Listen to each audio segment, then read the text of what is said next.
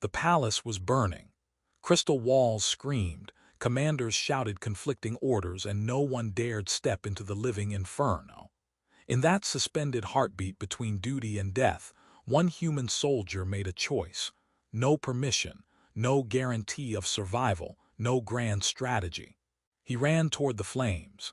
Minutes later, he emerged from the smoke, burned, shaking, but carrying the princess in his arms.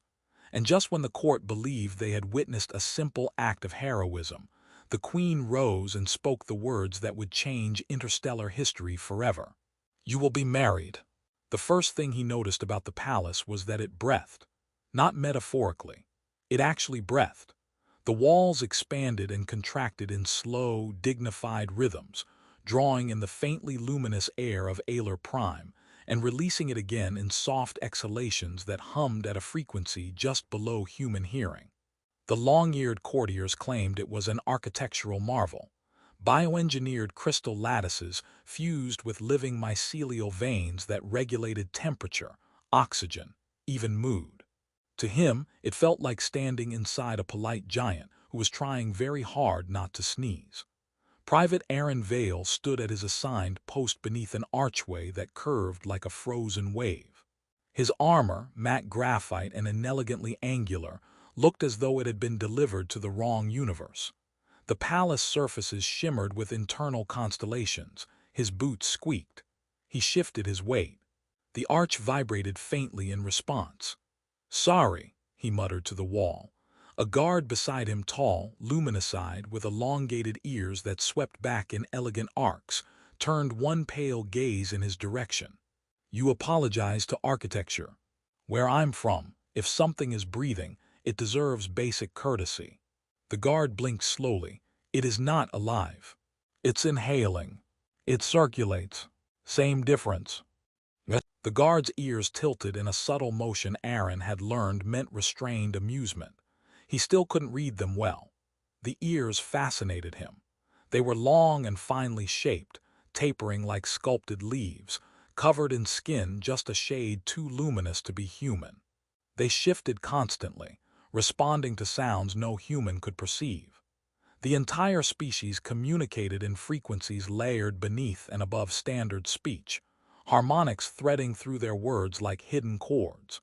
Arin suspected they heard his heartbeat from across the hall. He tried not to think about that. The royal court assembled in the central chamber, a vast oval space where the floor was translucent crystal and beneath it flowed lines of light, data streams. Someone had explained, mapping trade routes, energy levels, planetary tides. The queen stood upon a raised dais grown seamlessly from the floor, her posture flawless, her long ears adorned with thin circlets that shimmered with encoded authority. Beside her, the princess. Arin tried not to stare. She looked human at first glance, dark hair braided loosely over one shoulder, eyes thoughtful and steady, expression composed. But the difference was unmistakable. Her ears were longer than the others, graceful arcs that framed her face like living sculpture. When she listened, they angled forward slightly, catching vibrations the way a satellite dish catches signal. It gave her an air of perpetual awareness, as though the universe itself had her attention. She was speaking to a cluster of advisors, her voice calm and resonant. Even in standard frequency, it carried a subtle harmonic undertone. Arin had once heard an engineer whisper that their vocal cords could modulate microvibrations capable of destabilizing certain materials if amplified. He hoped she never decided to test that theory near him. A chime rippled through the chamber, not a mechanical ding but a harmonic cascade that began somewhere beneath the floor and spiraled upward. Arin stiffened. Ceremonial address. Again. He had been on Alar Prime for 3 months. 3 months of protocols, layered etiquette, and a strict instruction manual that was now permanently stored in his neural assistant because the physical copy had been accidentally misplaced during an incident involving tea and a translator glitch. The queen lifted one hand. The chamber fell silent. "Honored delegates," she began, voice weaving through frequencies. Arin's implant translated into a warm vibration along his jawline. We convene at a moment of fragile equilibrium. Arin focused. Fragile equilibrium rarely meant anything good. Holographic projections rose from the floor, no flickering panels or sharp-edged displays, but fluid columns of light that spiraled like liquid auroras. Star systems rotated in miniature. Trade lanes pulsed. Several outer colonies glowed in uneasy amber. The insurgent signatures again. A faction calling themselves the Purifiers had been disrupting Alliance routes, attacking supply ships with technology that shouldn't exist outside restricted labs. Their energy patterns were irregular, almost organic. Arin didn't like irregular. He shifted slightly, scanning the exits out of habit. The princess's gaze flickered toward him. He froze. She tilted her head a fraction, ears angling toward him in that subtle way that meant she had noticed his movement 3 seconds before he made it. After the assembly concluded, as courtiers drifted away in soft murmurs, she approached. He resisted the urge to check whether he had somehow committed a diplomatic offense by breathing too audibly. "Private Vale," she said. He bowed, slightly too late. "Your Highness." Her ears twitched. "You were scanning exits during the presentation." "Yes, Your Highness." "Did you perceive a threat?" "No, Your Highness." "Then why scan?" He hesitated. "Because if something does happen, it usually happens while everyone is looking at the pretty lights." A faint curve touched her mouth. "Our projections are not merely pretty. I'm sure they're very educational pretty." One of her ears angled back. The other remained forward, asymmetrical interest. "You distrust calm," she observed. "I distrust convenient calm. And yet you volunteered for Alliance duty." "I was told there would be adventure," he replied gravely. "So far there have been ceremonies." A soft sound escaped her, half breath, half harmonic ripple. "Ceremonies maintain stability."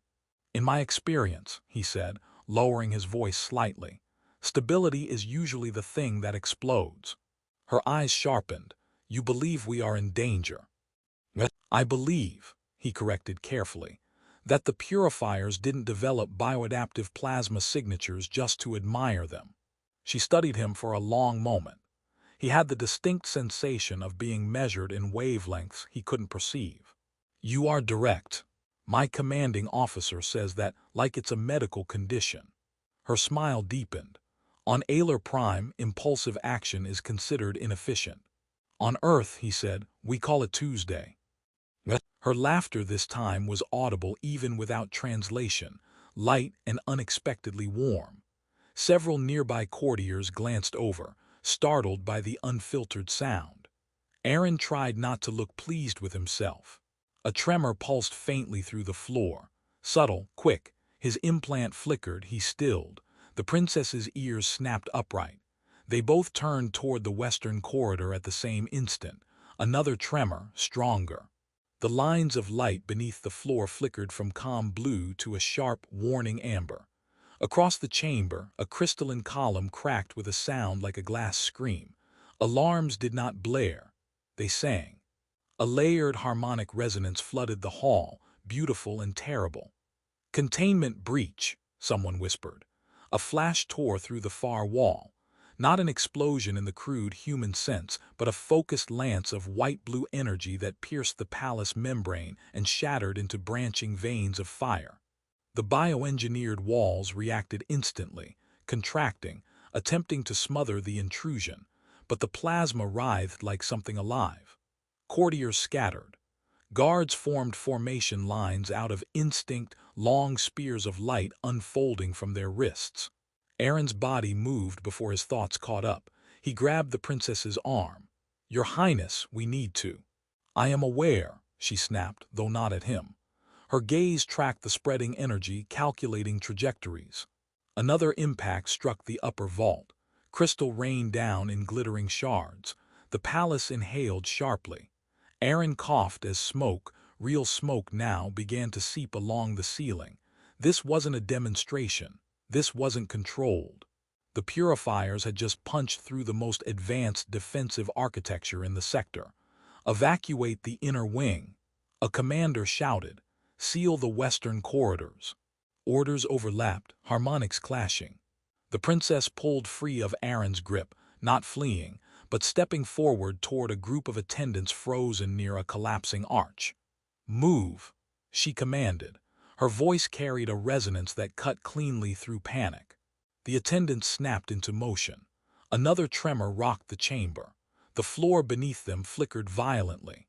Arin glanced toward the exit route and saw it vanish behind a curtain of plasma fire cascading down the corridor like molten light. "Well," he muttered hoarsely, "that seems unhealthy." The princess shot him a look despite the chaos. "You find this amusing?" "Not yet, I'm optimistic." A section of ceiling gave way. Heat blasted across the chamber. Guards hesitated not from fear but from protocol. The inner wing housed the royal archives and private chambers. Access restrictions were rigid, layered, sacred. The princess turned toward that corridor. "No," a commander barked. "Your Highness, you must retreat too." She ignored him. Arin saw it happen in the space of a heartbeat, the calculation, the decision, the inner wing. Someone was still inside, another violent impact. The corridor leading inward erupted in white fire. Heat rolled outward in a blistering wave. Guards faltered. The princess took a step toward the flames. Arin's hand shot out again, catching her wrist. "That's not protocol," she said tightly. "Good," he replied. And before anyone could argue, before anyone could finish another perfectly harmonized command, he released her and ran straight toward the inferno. Heat struck him like a physical wall, a bright, roaring animal that objected strongly to his continued existence. Arin swore and threw his forearm across his visor as the corridor erupted in white-blue plasma. His armor registered temperature spikes, flashing urgent warnings across the inside of his display. Core temp rising. Oxygen flux unstable. Recommend retreat. Recommendation denied, he muttered, slapping the side of his helmet to dampen the alarm tone before it could become hysterical. "We're busy." The palace corridor no longer resembled architecture. The living crystal walls convulsed, trying to constrict around the invasive energy, veins of light pulsing in frantic patterns beneath translucent surfaces. The air shimmered. Gravity flickered one moment heavy, the next featherlight, making every stride uncertain. Behind him, the layered harmonic alarms swelled, echoing through bone. "Private Vale." A distant voice called. He didn't look back. The inner wing lay ahead through a storm of collapsing light. He toggled his suit's environmental seal. A hiss. The internal air recycler kicked in, thin and metallic. His visor polarized automatically, dimming the brilliance of the plasma to a bearable glare. The first section of floor gave way beneath his boot. He leapt instinctively. For half a second he hung suspended, weightless, while the palace's stabilizers tried to reassert gravitational control. Beneath him, a seam of molten crystal split open like a wound. "Excellent," he breathed as he landed hard against the opposite wall. "Let's add lava to the list." The corridor forked ahead, both paths flickering with fire. His implant overlaid a skeletal map of the palace, but entire segments were glitching in and out as systems failed. He paused only long enough to listen. Through the roar of flame and collapsing structure, he caught it, a faint rhythmic vibration. Not sound exactly. A harmonic pulse, irregular but deliberate. The princess. Her species could project distress frequencies tuned to resonate with palace architecture. To most, it would be inaudible. His translator struggled to isolate it, then finally converted it into a directional indicator pulsing at the edge of his vision. "Left. Of course it's left," he muttered. "It's always left." He plunged forward. A cascade of crystal debris fell from above. He raised his arm shield just in time. Shards shattered against it, splintering into incandescent dust. The heat intensified. His armor's outer layer began to char, reactive plating absorbing as much as it could before venting excess into emergency heat sinks. The corridor narrowed abruptly. Ahead, a section of ceiling had collapsed entirely, sealing the path with a lattice of fused crystal and writhing plasma. He skidded to a halt. "Right," he said to the inferno. "We can do this politely, or we can do this creatively." The inferno offered no comment. He scanned the blockage. Structural integrity was compromised but not fully fused. The palace was still trying to regenerate, weaving crystalline filaments across the gap. If he waited, it might reseal. If he waited, whoever was beyond it might suffocate. He triggered the microcharge embedded in his gauntlet, a controlled kinetic pulse designed for breaching hull plating. "Sorry," he told the wall again. He slammed his fist forward. The charge detonated with a concussive crack. The crystalline lattice fractured outward in a burst of glowing fragments. Plasma surged in response, flaring brighter. He dove through before it could reform. On the other side, the heat dropped slightly, still brutal but survivable.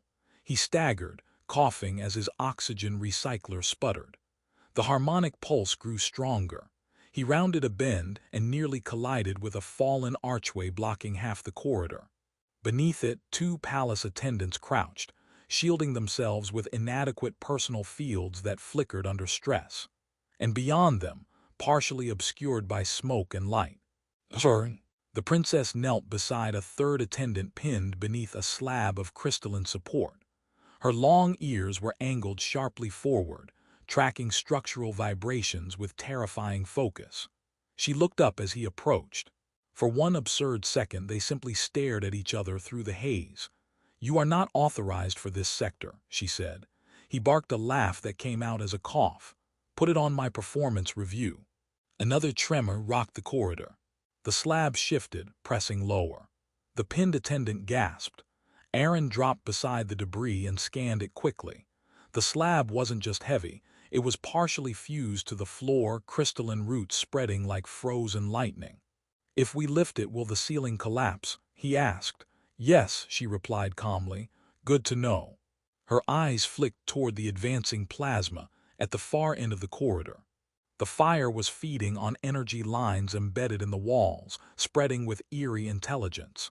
"You should leave," she said. "The structure will fail within." "Don't say moments," he cut in. "That word has terrible timing." He wedged his gauntleted hands beneath the slab. The suit amplified his strength, servos whining in protest. "On three," he said. "You cannot lift it alone." "I don't intend to." "One." She hesitated only a fraction of a second before placing her hands beside his.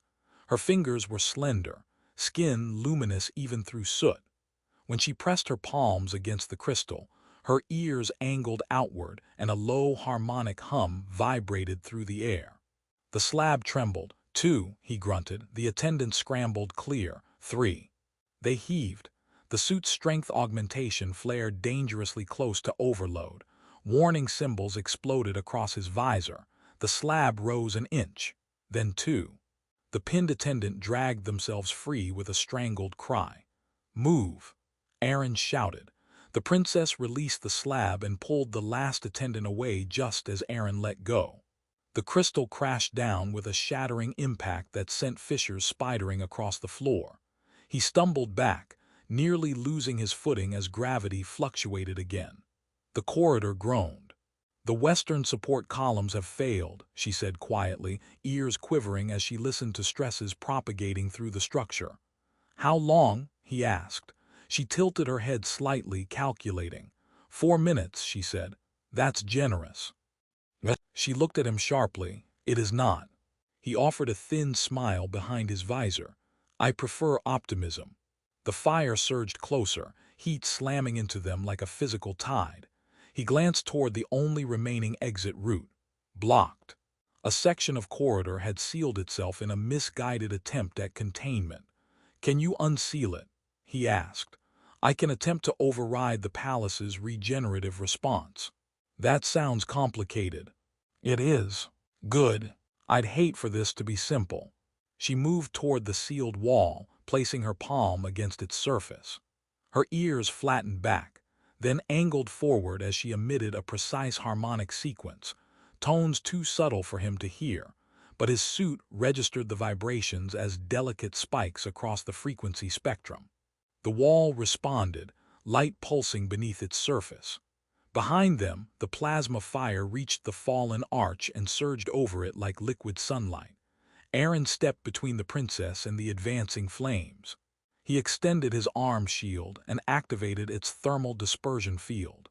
The air in front of him shimmered as the shield absorbed and deflected the worst of the heat. "This is a terrible idea," he said conversationally. "Most of your ideas are," she replied without turning. He grinned despite himself. The wall before her rippled. "Come on," he murmured, glancing back at the fire. "Open, be cooperative architecture." A crack split the sealed corridor. Light flared. The passage began to part. The palace seemed to hesitate, then, with a reluctant shudder, it obeyed her command and opened a narrow gap. "Go," she said. He ushered the attendants through first. The corridor beyond was dimmer, but smoke thickened rapidly. The palace inhaled again, a massive, strained breath. Somewhere above, another impact struck. The entire structure lurched. Arin grabbed the princess's arm as the floor tilted sharply. For a heartbeat they were weightless, suspended amid drifting embers. Her hand caught his forearm. Gravity slammed back into place. They staggered forward together. Behind them, the corridor they had just left collapsed entirely, consumed in a roar of light. They ran. He could feel his suit systems degrading, insulation failing in patches. Heat seeped through in painful pulses. "Your Highness," he said between breaths, "when this is over, I request less exciting diplomatic exchanges." She glanced at him, soot streaking her cheek, ears singed at the edges yet still tracking vibrations with relentless focus. "You are dissatisfied with our hospitality." "Immensely." A faint, breathless laugh escaped her. Ahead, a final junction opened toward the central hall. Smoke poured through it. He could hear voices. A faint, breathless laugh escaped her. Ahead, a final junction opened toward the central hall. Smoke poured through it. He could hear voices now, guards shouting, systems stabilizing. They were close. Another tremor hit. The ceiling above the junction cracked, splintering. He looked up just in time to see a massive crystalline beam shear free. There was no time to calculate. He shoved her forward with all the force his failing suit could muster.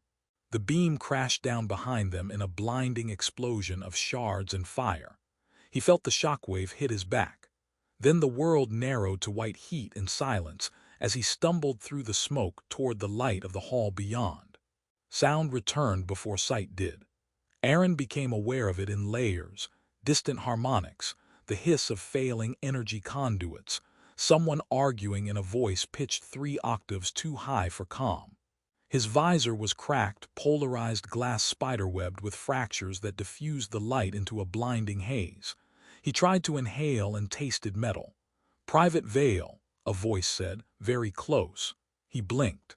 The haze resolved into the princess kneeling over him, her long ears silhouetted against drifting smoke. One edge was charred, the elegant curve marred by a thin, blackened line. Her expression, usually measured, was unguarded. "You are alive," she said. He coughed. "Was there a vote?" Her mouth twitched. Hands gloved, luminous, lifted him carefully. The central hall loomed around them, scarred but standing. The living crystal walls pulsed erratically, trying to re-establish equilibrium. Sections of the ceiling had collapsed, others shimmered with emergency containment fields. The queen stood upon the cracked dais, flanked by commanders whose armor flickered with defensive energy. The attackers' energy signatures were fading from the data streams beneath the floor. Repelled, Arin attempted to straighten. His legs objected. "I had it under control," he muttered. "Of course," the princess replied. A medic approached, scanning him with a thin beam of diagnostic light. The device emitted a concerned tone. "He has sustained thermal trauma," the medic said. "I noticed," Arin replied weakly. "I'm very observant." The medic's ears angled in confusion. The queen descended from the dais. Silence rippled outward ahead of her like a physical force. Courtiers stepped back, forming a corridor through smoke and shattered crystal. Arin found himself wishing he could stand without swaying. The queen stopped before him.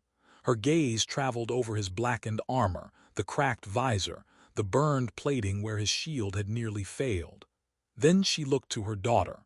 "You disobeyed evacuation protocols," she said, not to him but to the princess. "Yes," the princess answered evenly. "You entered a destabilized corridor." "Yes."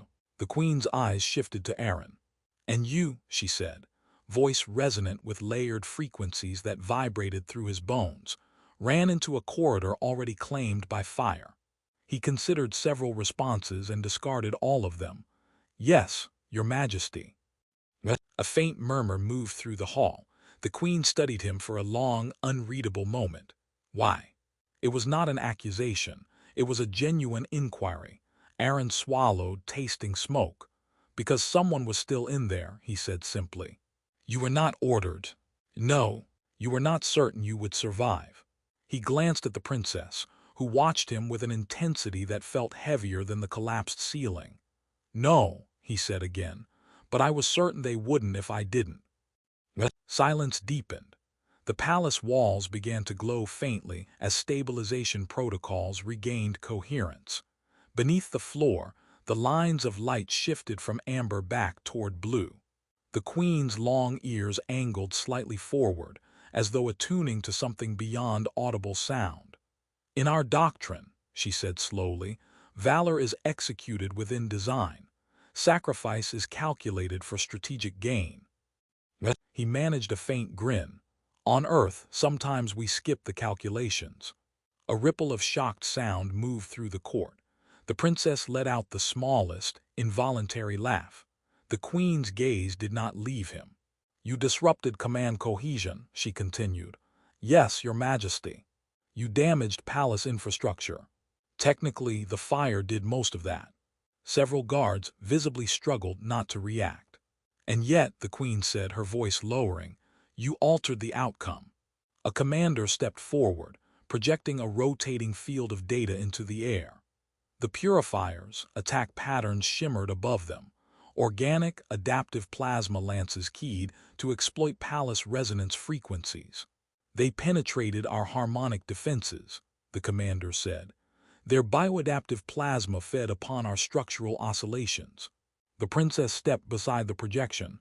"They studied us," she said. "Our reliance on coordinated resonance made us predictable."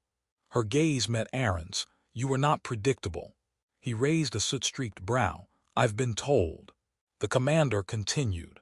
"When Private Vale detonated a kinetic breach charge within the inner wing, the resulting shockwave disrupted the plasma's harmonic feed cycle. It introduced chaotic interference." Arin blinked. "I hit a wall." "Yes," the commander said gravely, "with exceptional timing." A faint snort escaped him before he could stop it. The queen turned to the gathered court.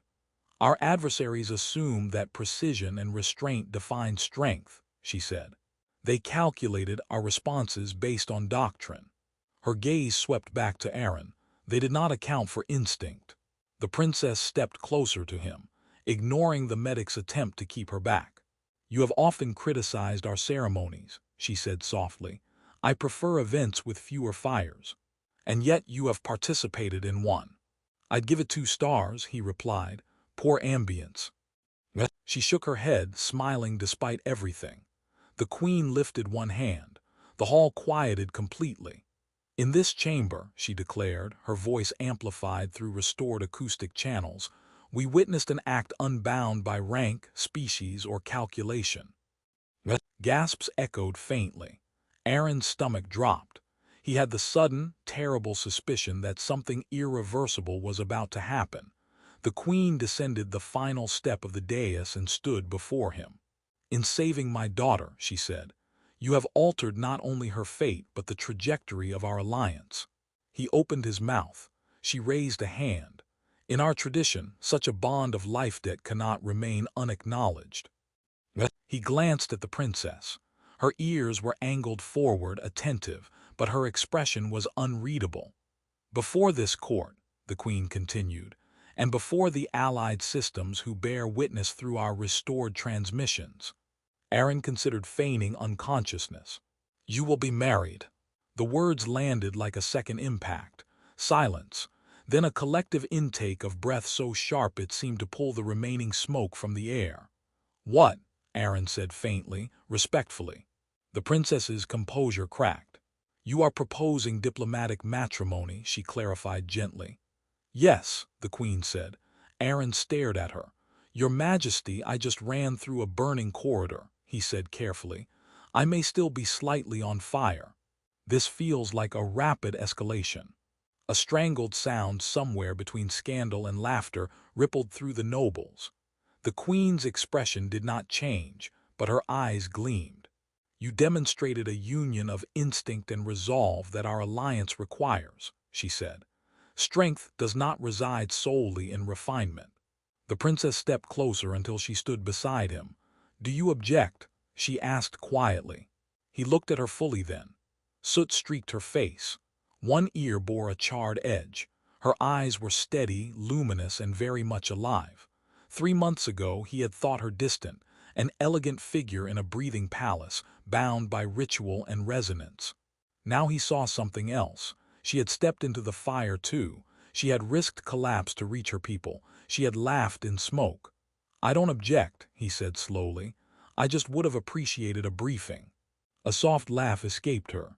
Humans, she murmured. The queen extended her hand toward them both. Then it is declared.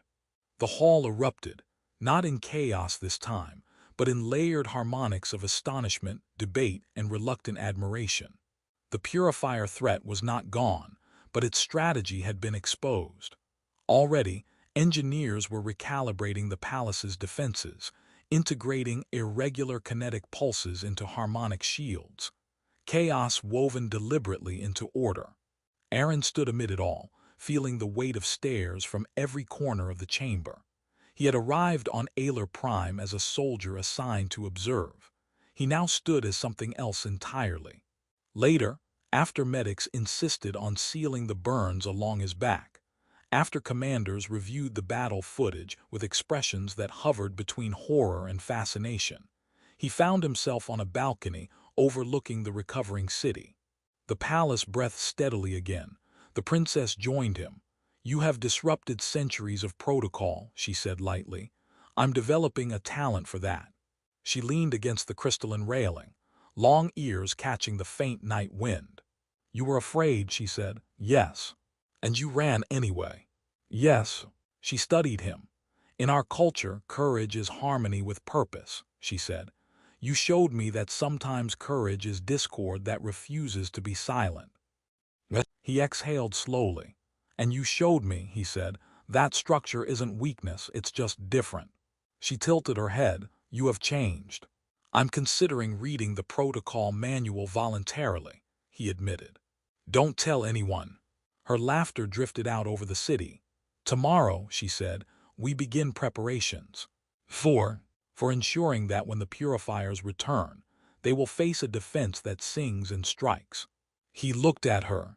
And the wedding. Her ears angled playfully. That also. He groaned softly. I survived plasma fire. Yes, I am not certain I will survive 12 hours of ceremonial listening. She smiled, luminous and unburned at the core. You ran toward the flames, she said. You can endure my family. Below them, the city lights brightened as systems stabilized fully. Above, the stars shifted, distant, indifferent, watching. Arin rested his forearms on the railing, feeling the steady breath of the palace beneath.